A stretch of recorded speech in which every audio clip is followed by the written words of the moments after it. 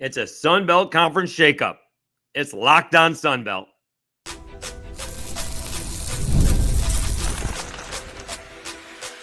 You are Locked On Sun Belt, your daily podcast on the Sun Belt Conference, part of the Locked On Podcast Network, your team every day.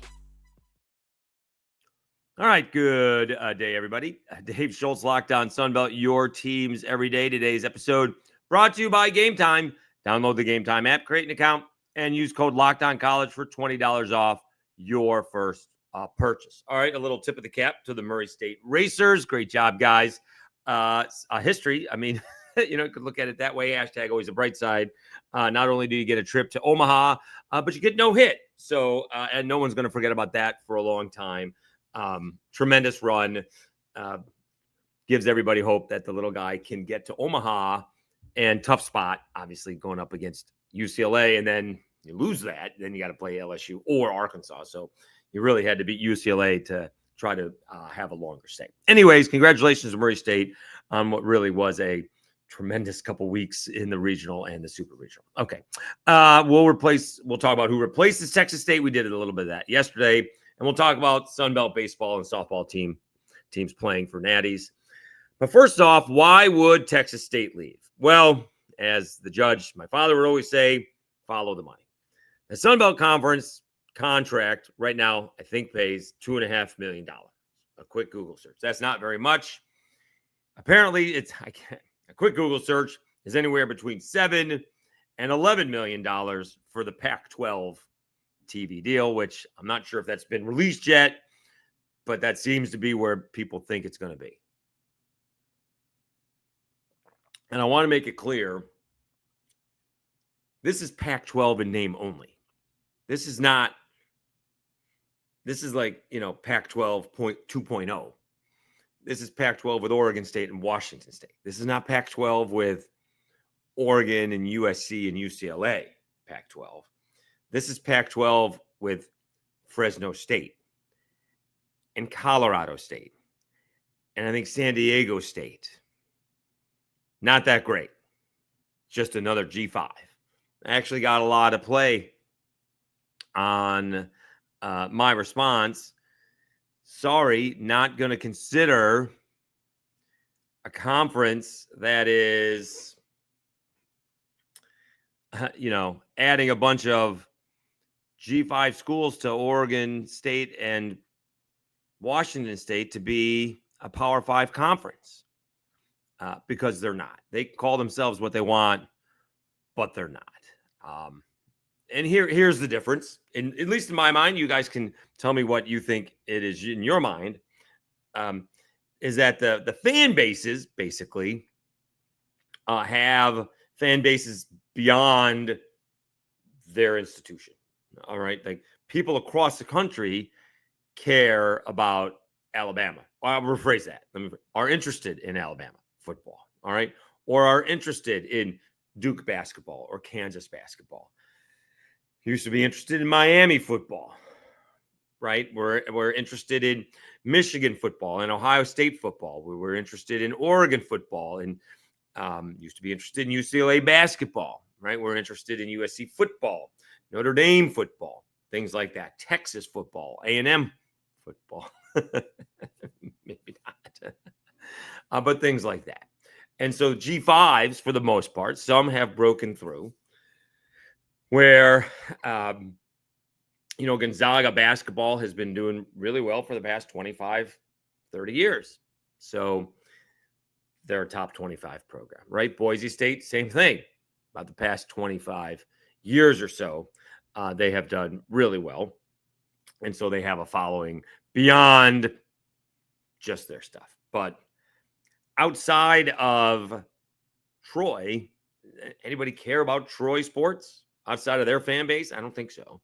Anybody outside of Fresno State care about Fresno State? I'm not maligning those programs. I just think what it is. Right outside of Cajuns fans, nobody cares about the Cajuns. That's what a G5, to me, that's what a G5 school is. And we'll see what happens with these big time TV deals. Somewhere you got to pay for it. And if they're not getting the ratings, we'll see how that money works out. All right. Obviously, that's the reason, at least on the table, why Texas State is going to leave. Someone, I'm sure they're doing the math, but count all the sports that Texas State has in 2025, and let's see if they have those sports in 2030. We may be losing a bunch of sports across college due to what's going on. But Texas State's got to travel across the country. Now, sure, if you're going to play JMU or Marshall, you're hopping in a plane. And maybe they take a plane. Otherwise, I don't know. Because they're sitting in San Marcos, Central Texas. Maybe they can't hop into a bus. Maybe they are all traveling by plane. And once you hop into a plane, it doesn't matter. You know, whether it's an hour ride or 3-hour ride per se. But I think the cost to me is going to be overbearing. But they're going again. If they're going from $2.5 million a year to $11 million a year, I guess that cost is going to be covered. I don't think they're going to have a rivalry at all. There's going to be no rivals. I don't know where their fans are going to go watch them play. Certainly they're going to have fun, you know, picking games to go to. And obviously you're going to have some scenic games to go watch, right? And some of these games are not the easiest to get to. Corvallis is not the easiest to get to. Pullman is not the easiest to get to. Fresno, not the easiest to get to. All right. Compared to hopping into a car and, you know, heading to Lafayette. A little bit of a longer ride to Troy or Southern Miss. All right. So, as it has been reported, I didn't see anything more on Monday, but it does appear Texas State is leaving. But why would they leave? Because of the money. I mean, that's, you know, follow the money. They are being offered anywhere from 3 times to 4 or 5 times the amount of money that they're getting in the TV contract now. And we don't even, I got to look what the bowl connections are. All right. I don't think it's all that much easier to, you know, compete for a national championship there. Right. So we'll see. I don't think it's a great move. I like Texas State in the Sun Belt. It's great for the Sun Belt to have a Texas school in there, to be able to recruit Texas kids who don't necessarily want to stay in Texas. You get kids who don't want to go to school in Louisiana, leave, they go to Texas. You got kids who don't want to go to school in Texas, they go to Louisiana, or vice versa, Mississippi, Arkansas, whatever the case may be. You guys understand. But now apparently this is all going to be done rather quickly over the next couple of weeks, although we've heard about this time and time again. So we'll see. All right. But obviously the key is the money is the key for them to be leaving. Why they are leaving. They are not leaving because there is some sort of huge rivalry with San Diego State. They're getting paid to go. All right. They're getting paid to come. They're being enticed that way. In the ESPN article, it'd be very interesting. You know, GJ Kinney is very enticing to bring him along. If he has another good year, you know, one would think he would be on his way out to get another job, but we'll see. I know we've been through this before. He didn't quite reach expectations last year, but again, he has raised the standards, right? They've had back-to-back 8-win seasons. They've never had that. They went to back-to-back bowl games, which they've won twice. All right. And so we shall see. They're being very highly picked this year. And the team that picked them, or the publication that picked them, thinks they're going with a freshman. They got some experienced quarterbacks, and they think they're going with the up-and-coming freshman. So I hold your horses on that one. But that's why Texas State should leave. or why they are leaving is the money. I don't think they should leave. I think they should stay. I don't have a say in it, but that's what the case may be. All right. So we talked about it a little bit yesterday. Let's talk about more. It is the proverbial elephant in the room. It doesn't appear anybody wants them. They're not necessarily a good cultural fit, but we got to talk about who's going to replace Texas State when they do go. All right. And I do also think you got to be proactive. You just can't pick up one. You got to bring in more than one. We'll do that after I tell you about Game Time.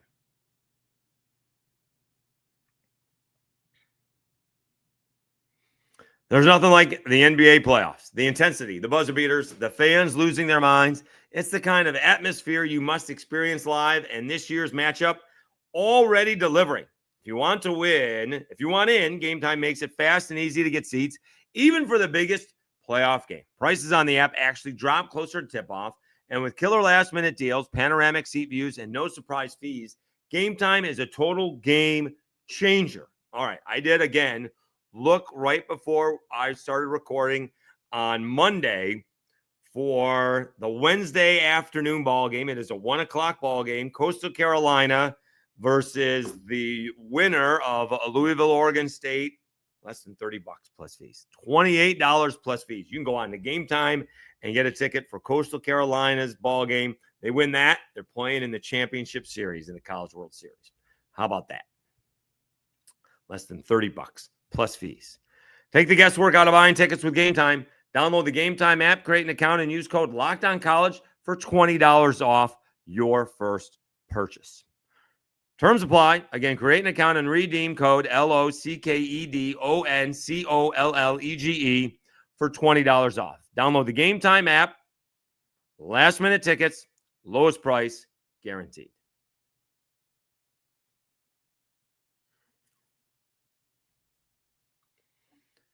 All right, Dave Schultz, Locked On Sunbelt, your teams every day. All right, who replaces Texas State? The obvious choice is Louisiana Tech. In terms of regionality, is that a word? For the Cajuns and ULM, also in the Western Division, that takes care of that.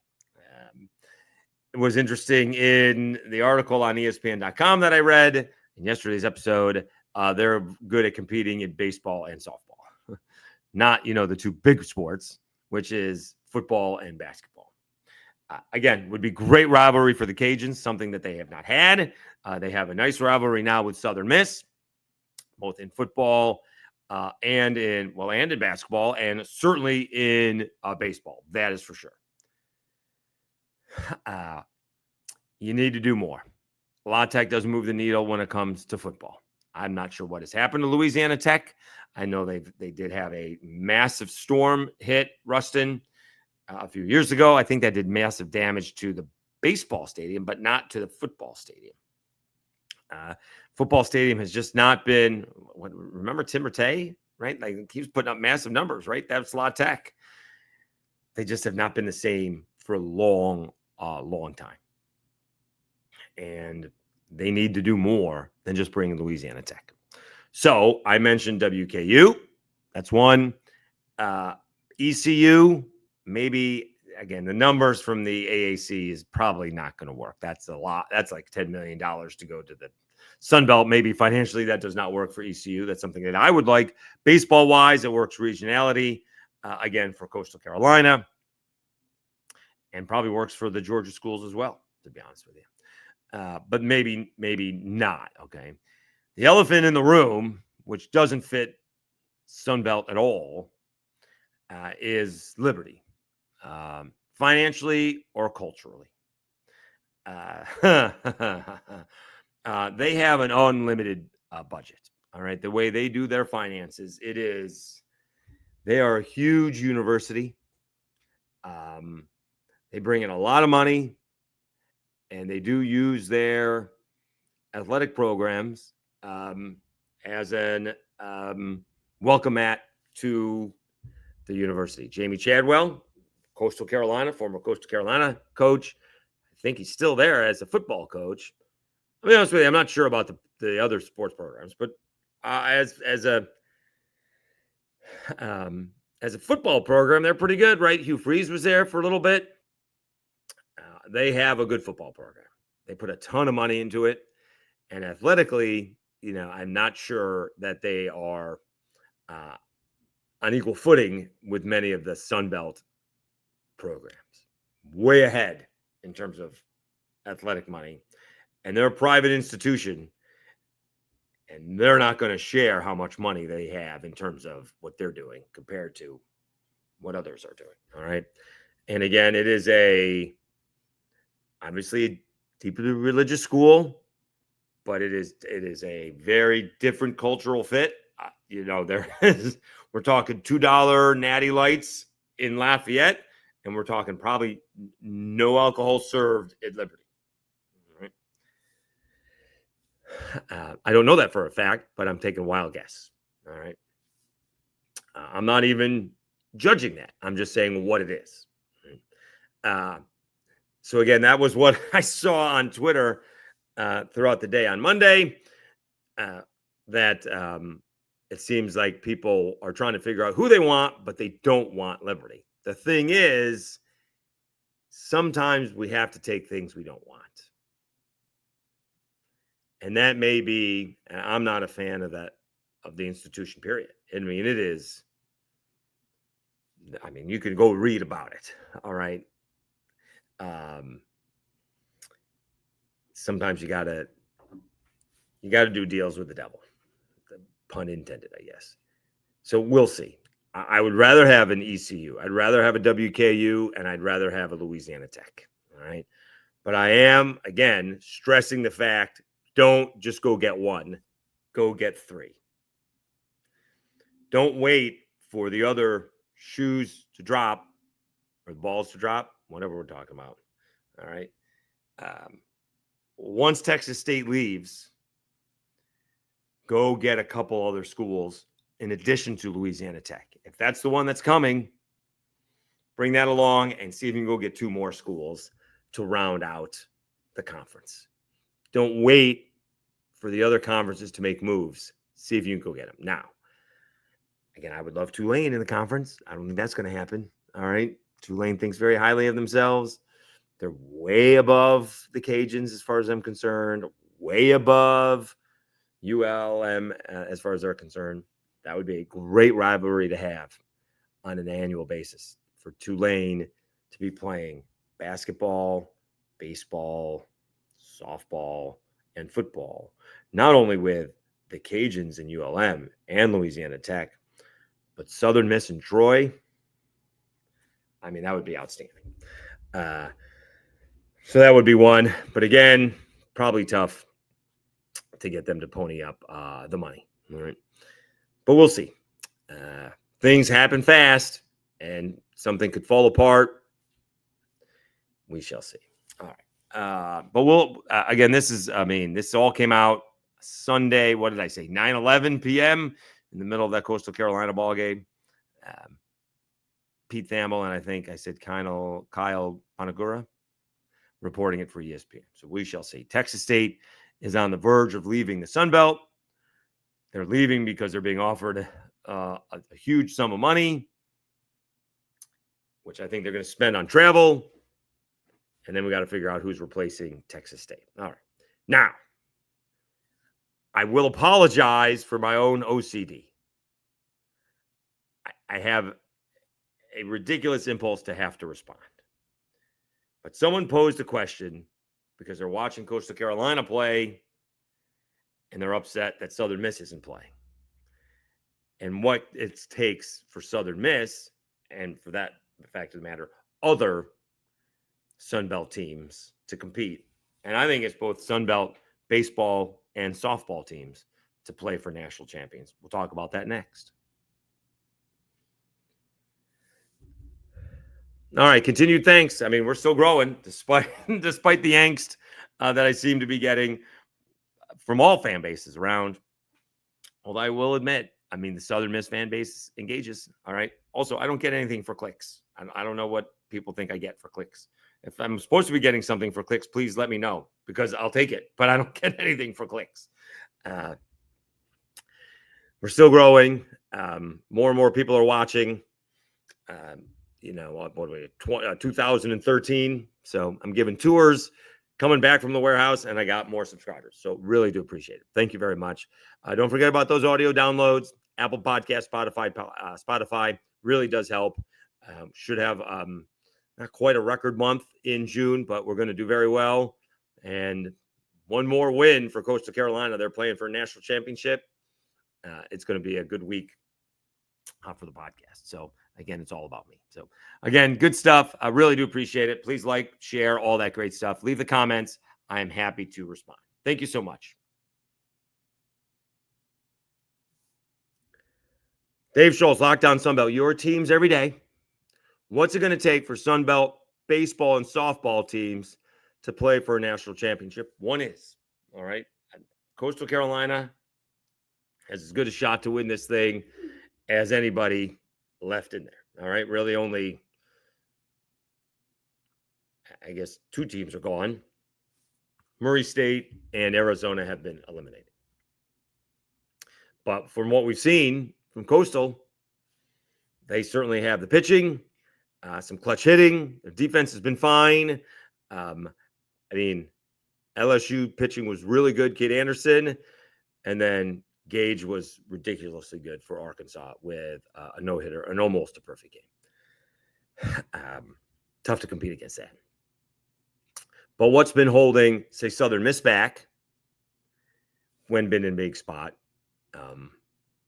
and other teams, right? I mean, the 2014 Cajuns, to me, had it all. I mean, they had the back end of the bullpen. They had a great starting rotation. They didn't have a big thumper. They had a bunch of the same guys, could hit, run, hit for power, speed, all of it. They had it was a one-run ball game against Ole Miss, and the center fielder dropped the ball. So they didn't need another bat. They didn't need another arm. They needed the center fielder to catch a fly ball. And I'm not talking about going back on the warning track or running in. I'm talking he flat out dropped a fly ball. as routine gets. Maybe he was trying to throw it to second too fast. I don't know, but he dropped a fly ball. He was as smooth as in center field as you can get, but this didn't call for anything other than catching a fly ball. Last year's Cajuns team was one arm short. They lost to,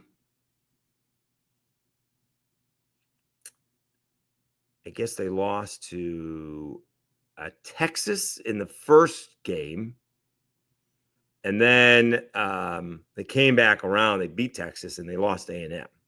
They were one arm short for a regional. They'd be pretty good. They were in good shape for a super regional.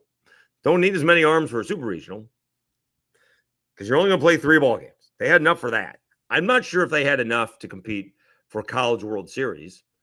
They were one arm short to compete against A&M in their super regional. Once they lost to Texas, they were one arm short. Basically, that was it. All right. Also, size-wise, I mean, you're just looking at all the A&M guys and the Texas guys, and, the guys coming out of the bullpen are 6'3", 6'4", weighing 225. And, the Cajuns are just not that size. All right. And so I answered yesterday, when a Southern Miss fan answered, what's it going to take to get over the top? And I said, pitching depth. It rained down on me. Okay. And so in 2022, Southern Miss had plenty of pitching depth. They ran into Ole Miss. All right. They did not pitch well in the super regional. They didn't hit at all. They got shut out 10-0 and 5-0. Now, they didn't lose 2-1 or 1-0 where they could keep it close like Louisville did against Arizona when they were trailing, I think 3-0, 3-1, and 3-2, and then was able to break through in the 8th. It's a lot easier to pitch when you're up 4-5, 6-0, and then 10-0 than it is 1-0 throughout the game, right? Every pitch is a stressful pitch. So they did not pitch well in that super regional. Then Tanner Hall had a lead. He was winning 3-0. They were up 1-0. Gave up a 7 spot in the 4th. There was a weather delay. That was an issue. And Tennessee had immense more depth for game 3. To give you an example, Chase Burns came out of the bullpen to finish it up. He just got promoted to the big leagues. So, that's where we are from. That would have been 2023. All right. Chase Burns coming out of the back end of the bullpen. He's now starting for the Brewers. That's pitching depth. Same thing would always happen with the Cajuns in softball. They would have lack of depth compared to LSU. And then when they had the depth, they beat LSU. They had more pitching. They won. That's usually it. All right. When LSU, with Bregman and Nola, guess why they didn't win? They didn't have that extra pitcher. When they lost, I think Florida beat them, right? You know why? Because their Sunday pitcher, which they finally had, got hurt going into the College World Series. LSU finally won the World Series with Skeens, not necessarily because of Skeens and Dylan Cruz. Obviously, they were a big part of it, but because they finally had pitching depth. All right. They have some. Now, guess who also has it? Coastal Carolina. And if somehow Coastal Carolina can get through this ball game with Luke Jones, and again, I'm thinking Riley Eichhoff on Wednesday, and the bats have to come through. I'm not expecting Riley to, pitch a shutout or anything like that. The bats have to come through what is going to be a midweek starter for either Oregon State or Louisville. It's going to be their fourth guy, right? So the bats have to come through for Coastal in that case. And so their pitching depth, and then you can start whomever you have later on. If you can save Flukie, because then that sets up Flukie to pitch against Cade Anderson, although we'll see if you get, we'd all love to see Cade Anderson versus Jacob Morrison, but Morrison hasn't pitched on short rest. But Southern Miss, this year, now they lost to Columbia. That's not off to a great start. All right. And then I'm being told, well, they don't hit well against lefties. Okay. Well, we have to make up our mind here. All right. If it's not pitching depth, all right, and we don't hit well against lefties, we don't pitch well in the super regionals. And, what did I say? We don't pitch well against righties on Wednesdays, born in September. All right. Well, we're not, and we don't pitch, and we don't hit well against midweek, pitchers who hadn't pitched in a couple weeks. You can't win a College World Series. Southern Miss lost to a kid who's 4-2 with a 5.5 ERA. Well rested, pitched well, but he hadn't pitched in 2 weeks. And he went 1.5 times around the lineup. And they scored 1 run. All right, the lineup didn't come through. Matt Adams, I thought, pitched really well. And again, the difference in that ball game was, right, was it the top of the 5th or the 4th? Maybe the 5th. 2 outs, nobody on. 2 runs came home for Miami. So they're missing that ball game, had a couple of guys on with nobody out and couldn't score runs. So the bats went quiet. So, when you're winning a national championship, usually everything has to go your way. You have to catch the breaks. You got to get some calls. Although those things usually, now they're instant replay. So unless it's a strike 3 call, which you can't really challenge. But I think it's pitching depth. And obviously the bats have to be hot, right? Although I think there was, is he still playing? Is it Josh Pearson? Josh Pearson made a ridiculous play in left field to save the season for LSU last time out. Josh Pearson. Like the sun was setting in his eyes. He made a spectacular catch. That's how you win the game. He makes that catch, right? The Cajuns guy doesn't make the catch. I think it was Ryan Leonard's. Drops the ball. So to compete, you need the pitching depth, which I don't think Southern Miss had this year. They had J.B. Middleton.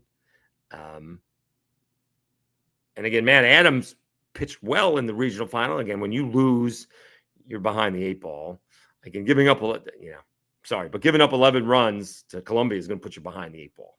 Right. So, and when you lose, in your super regionals at home, as talented as you are, you can tell me all the pitching depth you have, but if you don't pitch well, then you were bad. No. So somewhere along the way, you have to be good and better than the other team. That's how you're going to get over the top. So it's pitching depth and playing well when it matters most. And, other teams, Coastal has done that. Coastal has played well when it has mattered the most. All right. Southern Miss has done a lot of that during the regular season and in the Sun Belt Conference tournament. Certainly did it last year in the Sun Belt Conference tournament. That was a heck of a ball. Wasn't it 14-11? Georgia Southern that went into the bottom half of the ninth, right down by, or the top of the ninth, I guess, down by 5, and they won by 3. So, they can do it. But I just saw a lot of excuses on why they haven't. And either you do it or you don't. You either make the play or you don't make the play. Excuse me. Analytics don't work in short series because it doesn't give you time to work it out. Analytics work over a long season because it's a long season. But, it's going to keep on happening over a certain period of time. But you don't have a certain period of time in a short series. I need to know what's going to happen now, and you got to come through. That's why, Barry Bonds, for the longest time in the postseason, struggled because it was very short series. Although he was like the greatest hitter that many of us had ever seen, regardless of what extracurricular things that he may have used. I don't know how I got on that, but again, for Sun Belt baseball and softball teams, it's generally pitching depth. Like Texas State had one really, really good pitcher. Can win the Sun Belt that way. Cajuns all the time, one really, really good pitcher. Can't compete with that to win a national championship. All right. Texas Tech didn't lose a national championship this year. They got to a national championship mostly on the shoulders of one girl. They didn't win it because she was exhausted. They didn't have any more depth in the circle. They tried to rely on one girl to get them to a national championship, and they faltered. It wasn't because of lack of karma or lack of cohesiveness. All right, that's for sure. All right. Okay, let me know what you guys think. Again, I apologize for the OCD. All right, I appreciate the engagement. I absolutely. And if you guys can let me know what I get for the clicks, please let me know, because I would love to get it. I don't get anything for clicks. I do get something if you do listen to the downloads, but I don't get anything for the clicks on Twitter. All right, that I do not get. I appreciate it, guys. Thank you so much. Again, a tip of the cap to the Murray State Racers. It was a tremendous ride and a tremendous season. I would still like a Murray State Racers Omaha cap. I'm waiting for that to go along with the Coastal Carolina Omaha cap. All right. Thanks so much for tuning in. We will we'll be watching let me see when that game is. That Tuesday. Let me see here.